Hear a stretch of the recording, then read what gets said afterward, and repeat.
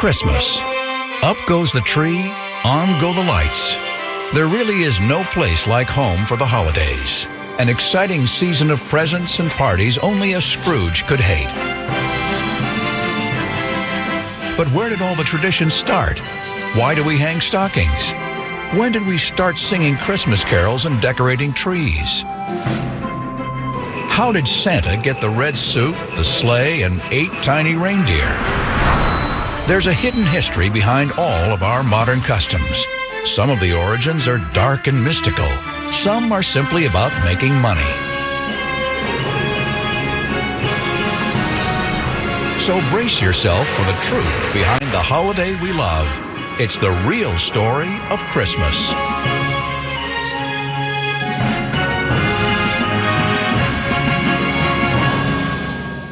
Well, it's beginning to look a lot like Christmas everywhere you go.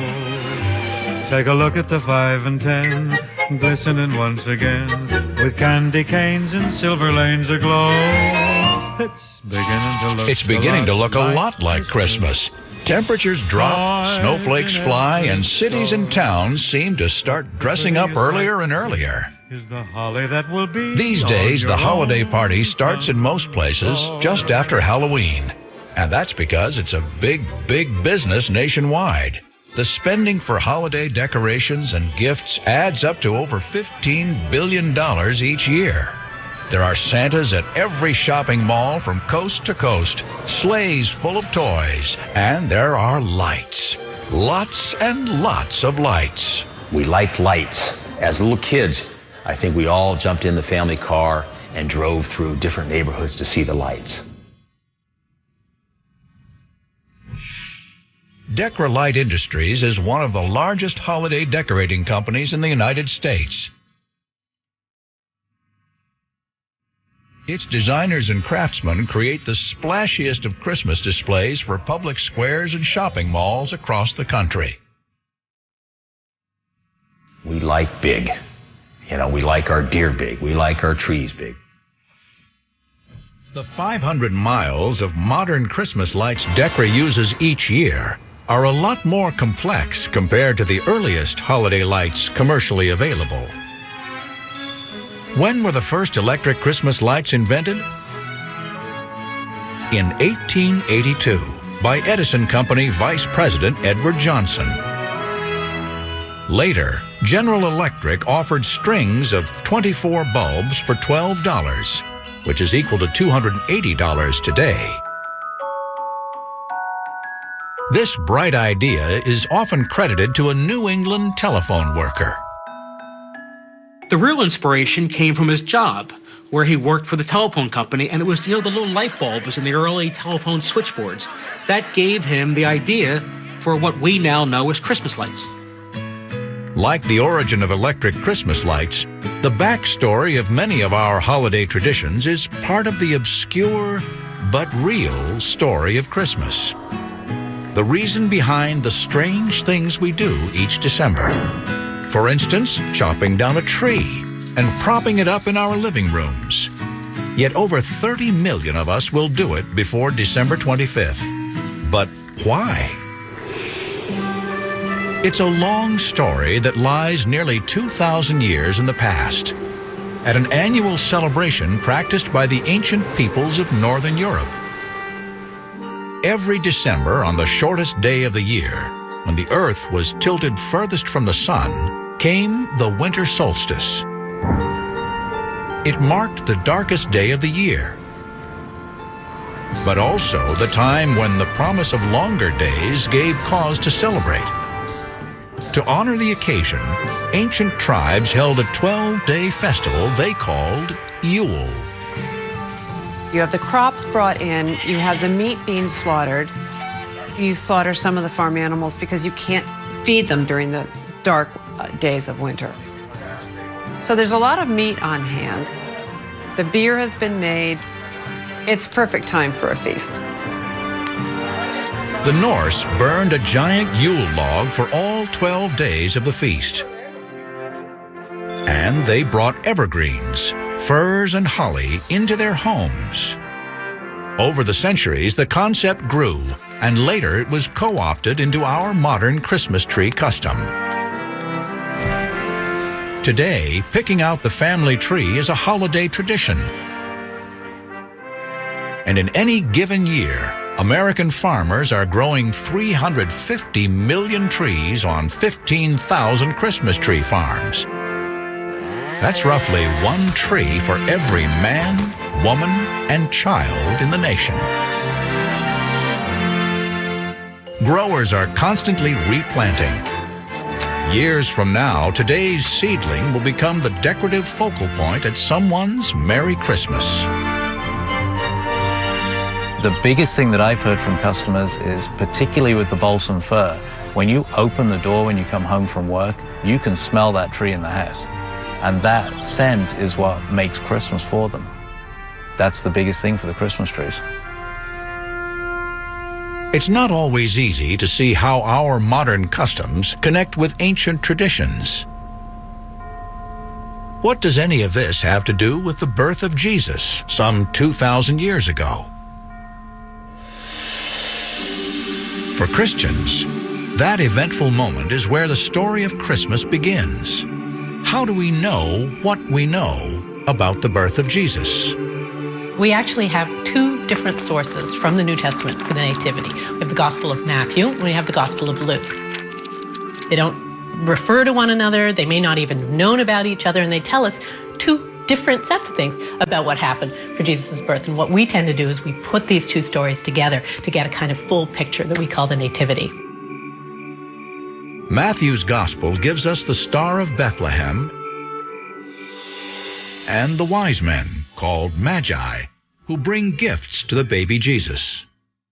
There's a kind of symbolic value to these gifts.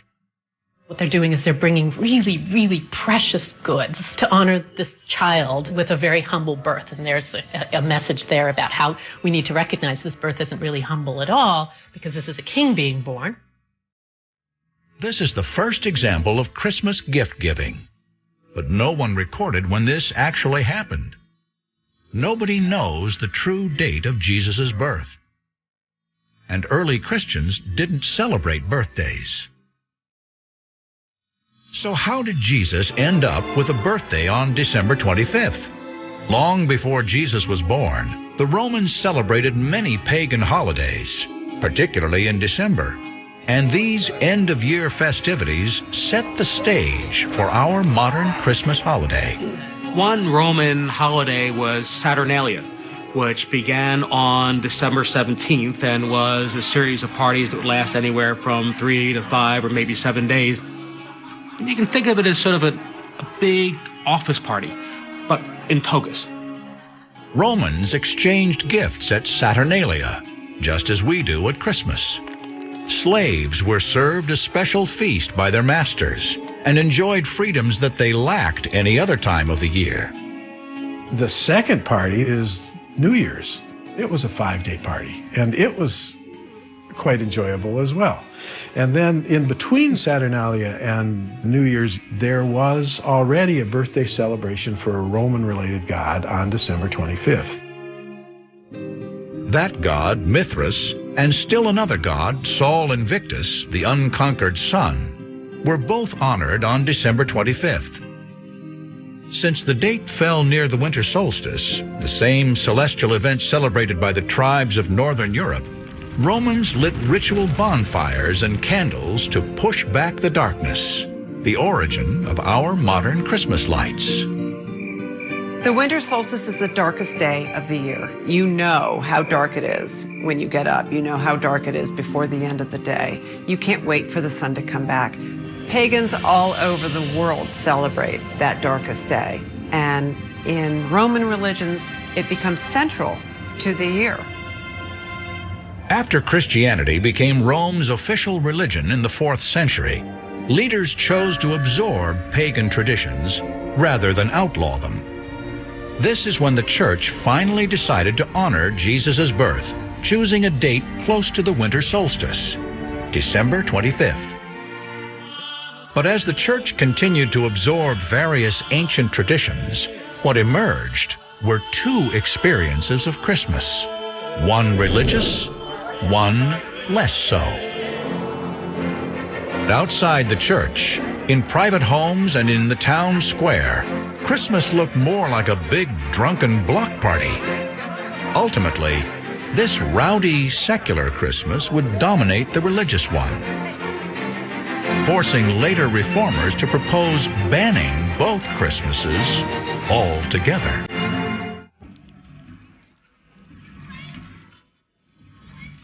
Lights and decorations may be the essential trappings of our modern Christmas. But for kids, the only real necessity is a jolly, bearded old man in a red suit. Ho, ho, ho. More than 20 million children visit Santa every holiday season, including several thousand at Santa's Village, a Christmas theme park in New Hampshire.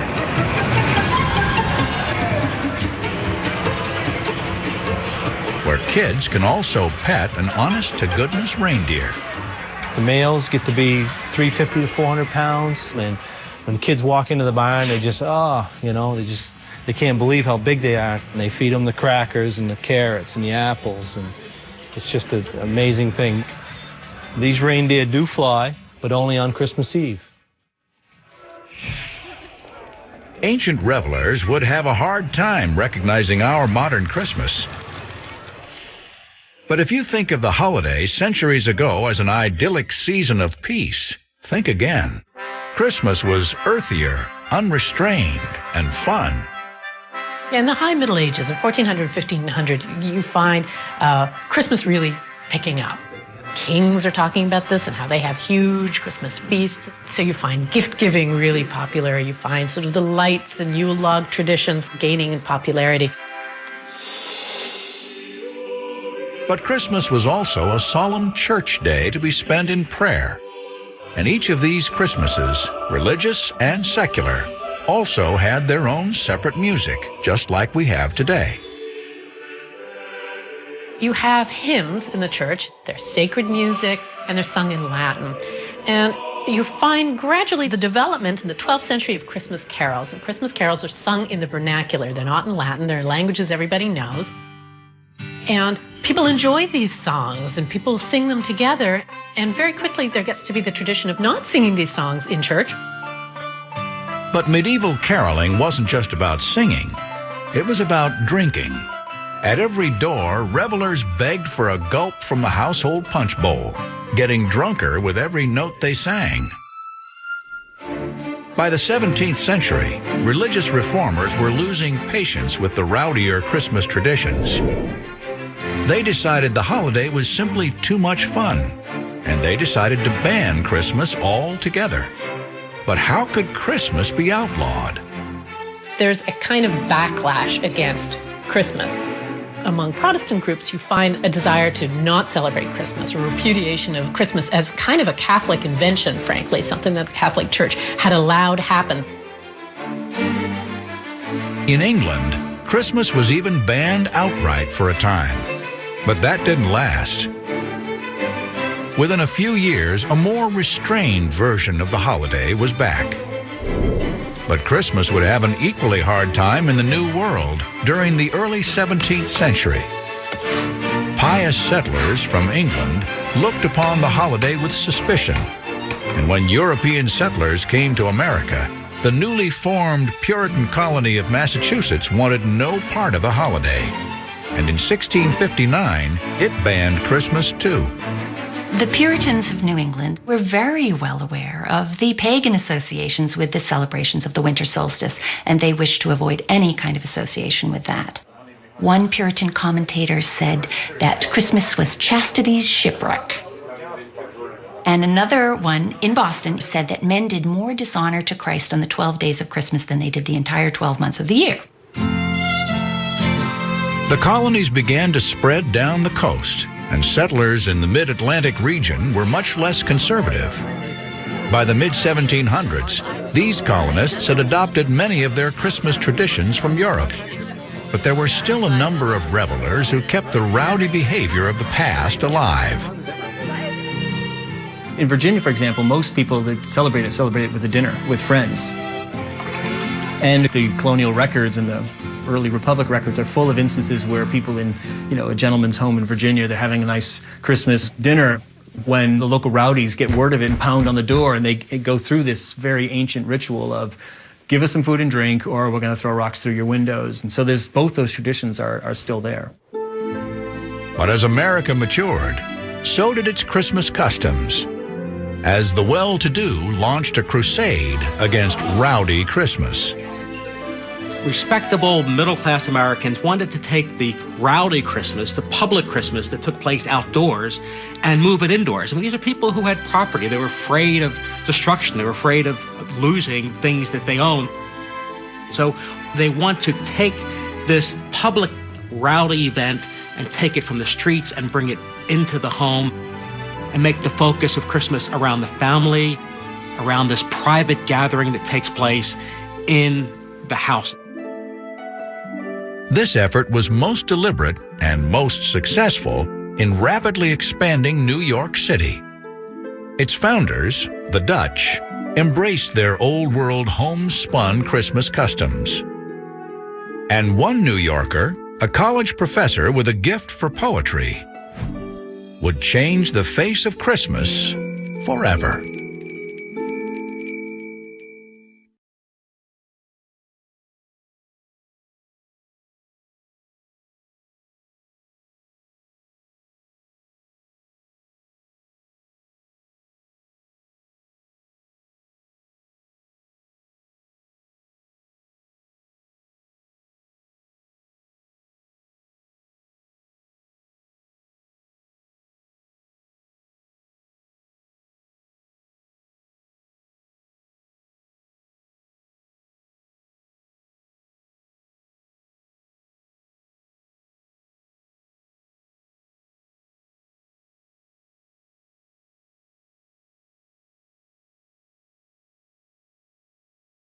They would reinvent old-world Christmas customs to create our modern American holiday, and they would help mold our image of jolly old Saint Nick.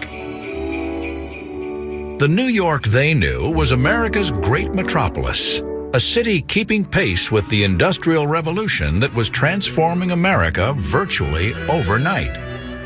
New York in the 1800s was a city that was alive with change. The population was booming. There was new industry. There were the new stores that were growing up that provided the foundation for what became the commercialization of Christmas. But it was not only a city that was alive with change, it was also a city that was alive with new ideas. Clement Clark Moore, a New York professor of Oriental and Greek literature, had an idea that would change Christmas forever. In 1822, he wrote a 56-line poem he called A Visit from St. Nicholas, better known today as The Night Before Christmas. Almost single-handedly, he created the modern American vision of Christmas. What's really interesting about Moore's poem is it distilled various traditions in the early 19th century and put them all together and added Moore's own imaginings.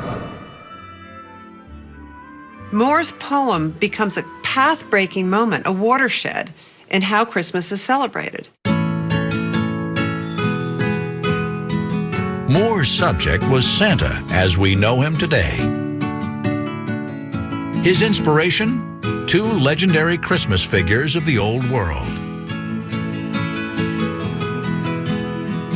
One was St. Nicholas, a 4th century bishop renowned for gift-giving, legendary for leaving presents in stockings. The other was Santa Claus, the Dutch version of St. Nicholas. Santa Claus had merged a bit with Odin, the pagan god of Yule, who flew through the sky on an 8-legged horse. Before the mid-19th century, Santa Claus comes in different shapes and sizes. He arrives, on a boat, on a horse, on a sleigh, and all of that sort of codified and narrowed down in America, largely in New York City. Both old world legends were rich in details, many of which Moore chose to leave out. One omission was a bizarre, dark, devil-like companion of St. Nicholas, who might bring a switch to punish naughty children, or worse. In Northern Europe, there was a sort of devil figure that accompanied St. Nicholas. He had horns, long red tongue, covered with fur, tail, and hoof, and he would come into the room right after St. Nicholas. And one scene in particular shows two little boys cowering because outside the door is this devil figure, Krampus. Clement Clark Moore's St. Nick embodied only good. Moore introduced several new characteristics for Santa. He dressed him in American fur, gave him a pipe, and portrayed him not as a priest, but a jolly, dimpled elf with a twinkle in his eye. On his back, he toted a sack full of toys for the children of the house. Moore also gave him a sleigh that he flew through the sky, led not by a horse, but by 8 reindeer, each with its own name. Now Dasher, now Dancer, now Prancer and Vixen, on Comet, on Cupid, on Donder and Blitzen. Moore's poem enthralled 19th century Americans. It created a new kind of Christmas, neither rowdy nor religious, but centered on home and family. In the decades that followed, artists would expand on Moore's imagery, but his would be the vision that would endure. One interesting thing about the poem is that book editors actually changed the last line. In Moore's original version, it was, "Happy Christmas to all, and to all a good night." Most books change happy to merry. As iconic as Clement Clark Moore's Santa was, he still wasn't the fully formed Kris Kringle we know today. His Santa still had no North Pole workshop, no elves, no letters from kids, and no naughty and nice list. Where did these details come from? Give the credit to another New Yorker, illustrator Thomas Nast. He took Moore's Santa and produced the definitive version for generations to come. Thomas Nast is one of the great illustrators of the 19th century. A lot of the images that we see today, he created. When you think about the donkey and the elephant for the Democratic and Republican Party, he created it.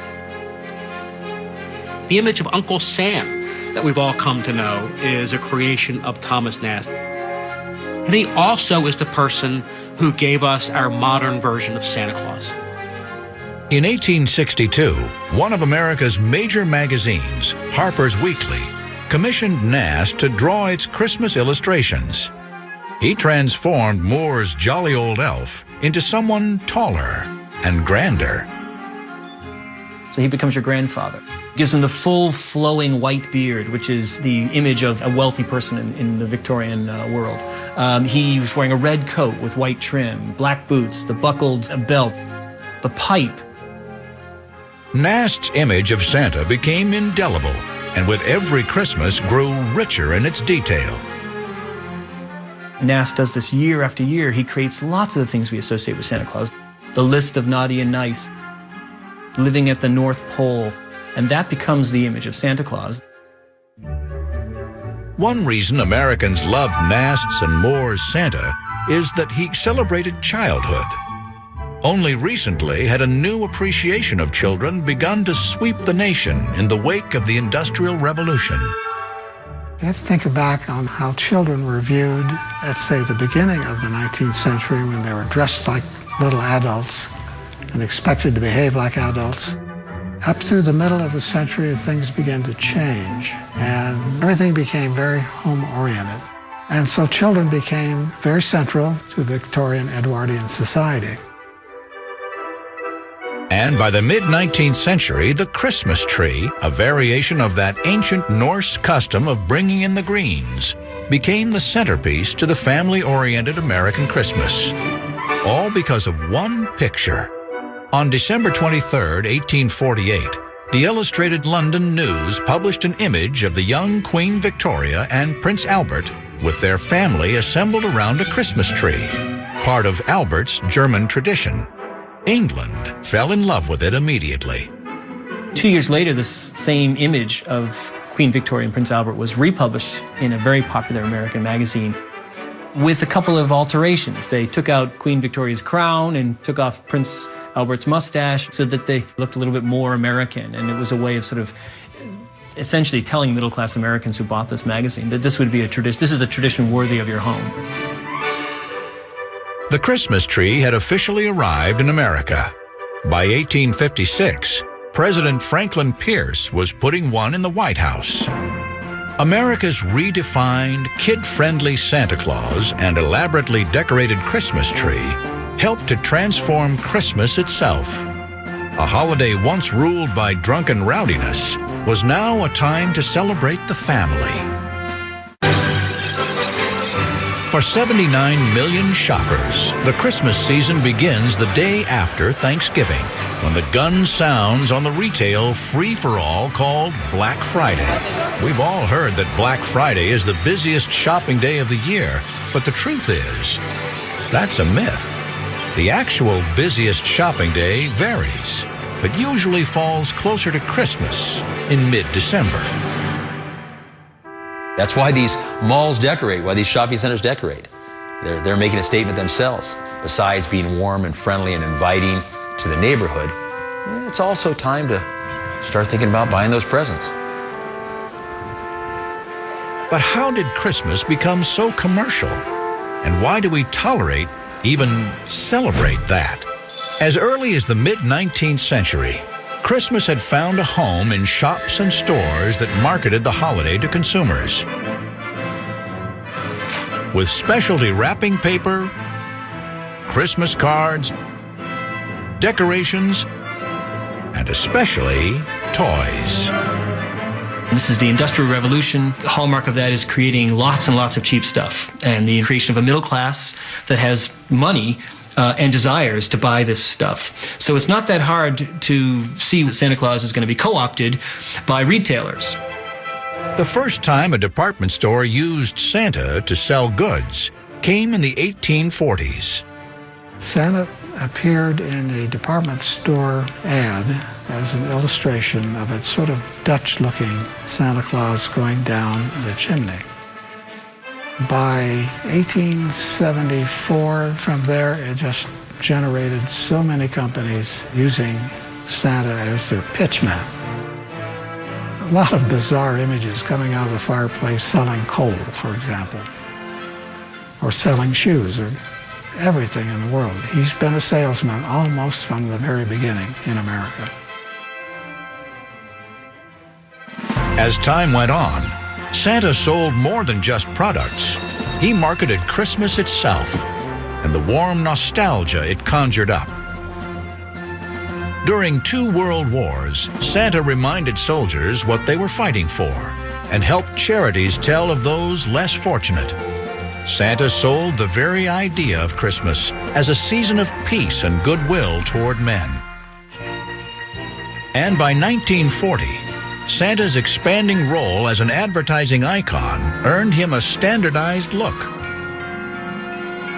Artist Norman Rockwell reinterpreted the red-suited, white-bearded gift giver that Thomas Nast established and brought him into the 20th century.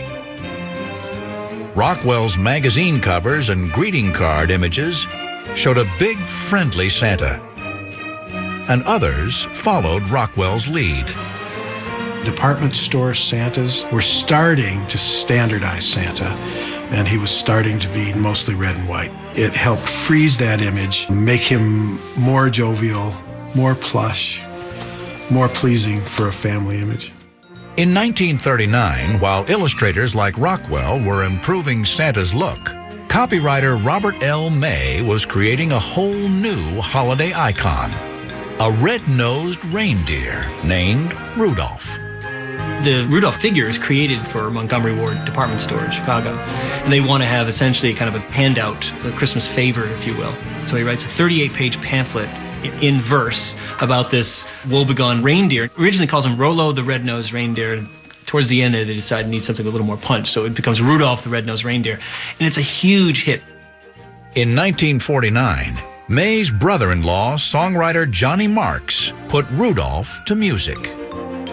He wrote the song and gave it to Gene Autry, and Gene Autry didn't like it. He didn't even want to record it. And Gene Autry's wife said, no, this is a good song. You need to record it. Rudolph the red-nosed reindeer had a very shiny nose. And if you ever saw it, you would even say it glows. Autry finally agreed to record the song, but only as a B-side to one of his records. B-side or not, Rudolph became the biggest hit of Autry's career. Sung by millions over the past 60 years, the story of this once shunned reindeer has gone down in history. This is the perfect example of a person who wasn't popular, who, after getting derision from people, ends up being the hero. Isn't that what all of us want? No wonder this story resonated. Rudolph the Red-Nosed Reindeer has become one of the most popular songs of all time, but it's really a kid's song. Rudolph the red-nosed reindeer, you'll go down in history. Another holiday song from around the same time and destined for immortality was geared more for grown-ups. Written by Irving Berlin and sung by Bing Crosby, it's the biggest hit of them all, White Christmas.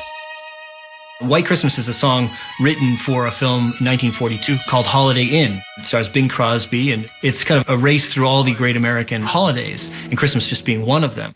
I'm dreaming of a white Christmas, just like the ones I used to know.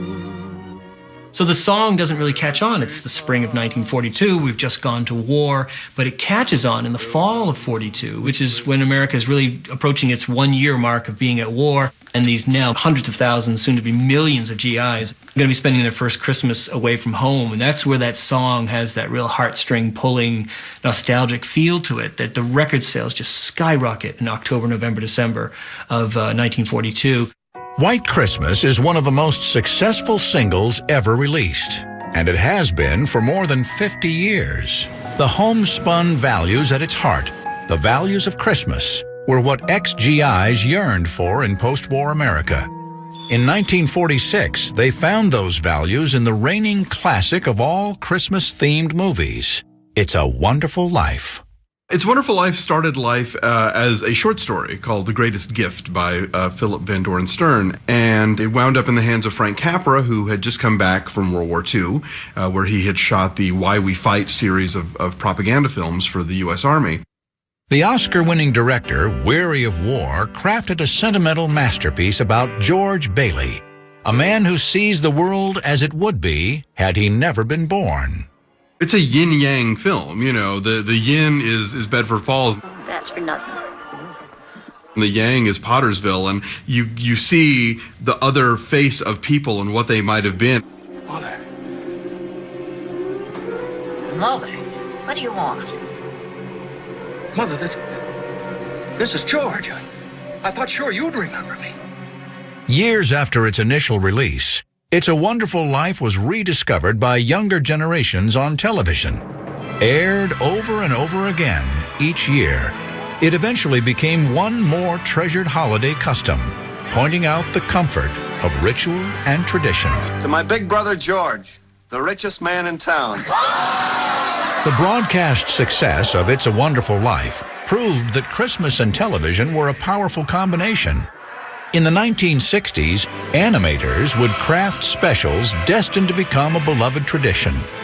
One holiday special was expected to be a dismal failure, but instead became a classic.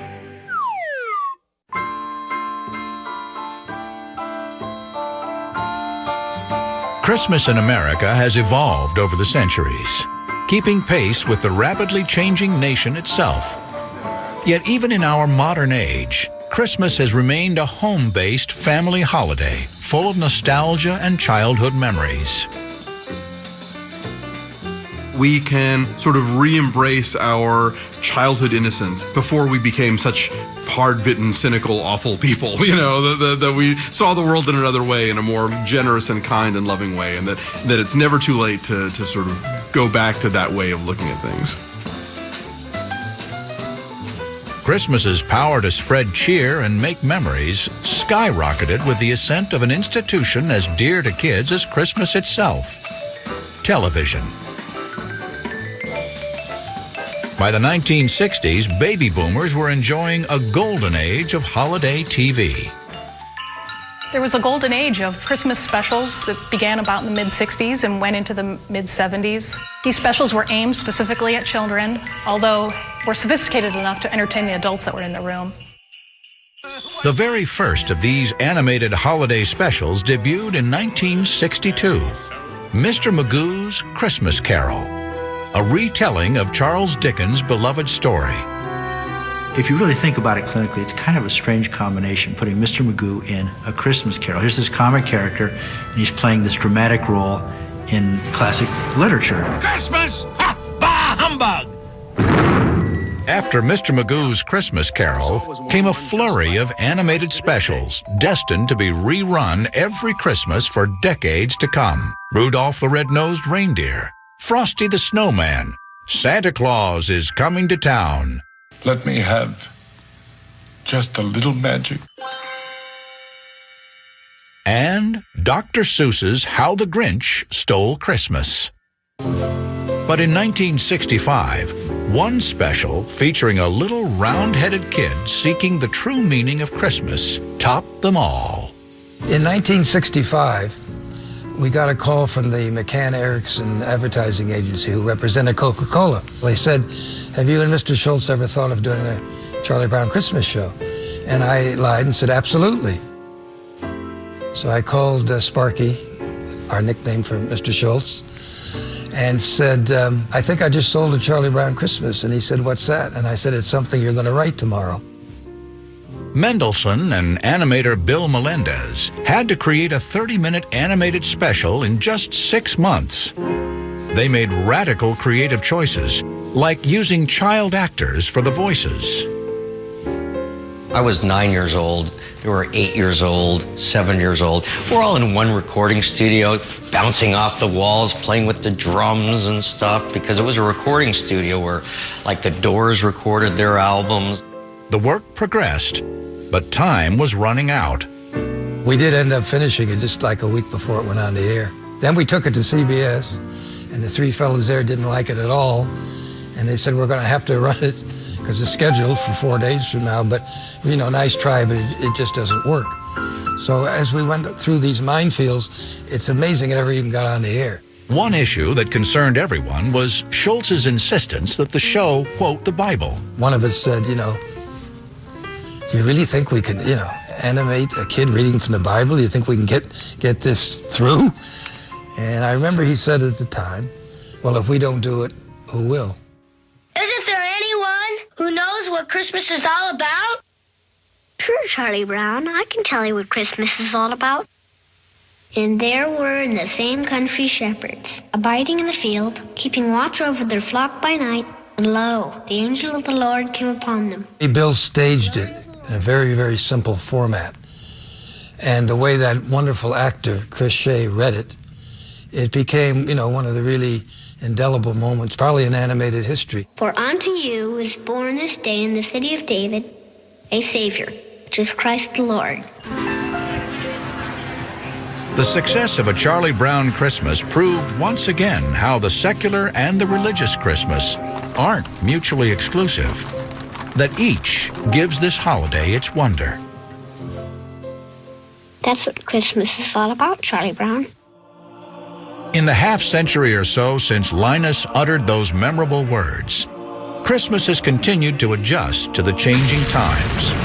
In 1968, the crew of Apollo 8 took Christmas into space as man orbited the moon for the first time on Christmas Eve. We close with good night, good luck, a Merry Christmas, and God bless all of you on the good earth.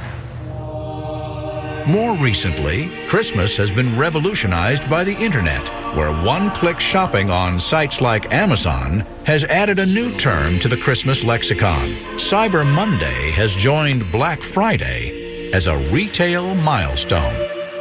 It's really remarkable, but in the last 20 years, there's been a revolution in the way we shop for Christmas. I mean, 20 years ago, you'd have to go out to your suburban shopping mall or go to a big department store. It took a lot of time, and now you just sit at your desk in front of your computer and hit a couple keys, and it's done. It's faster, it's more efficient, but, you know, it doesn't have the same feeling. Such are the latest wrinkles in a very old story. The many ways we celebrate this ancient holiday.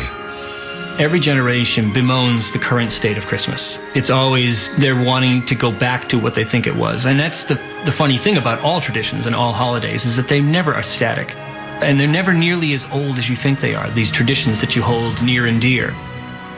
These days, the glow from our holiday lights and television sets helps us banish the cold, dark winter nights, the way Yule logs and bonfires once did 1,000 years ago. People make up holidays. Traditions are invented, but there are uses for those cultural tropes that stay with us for centuries. There's something about the deeper meaning there that is singing to our bones, and we hear it and we think, yes, that's the tradition, and that's what I want to celebrate.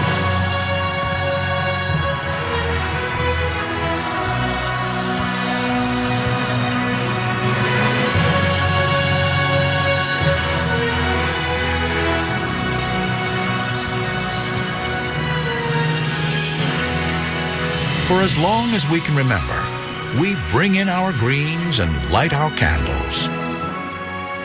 We hang our stockings and sing our carols. In church and in the streets. Amidst the chaos. We even find time to rejoice at the birth of a child 2,000 years ago. Merry Christmas to all, and to all, a good night.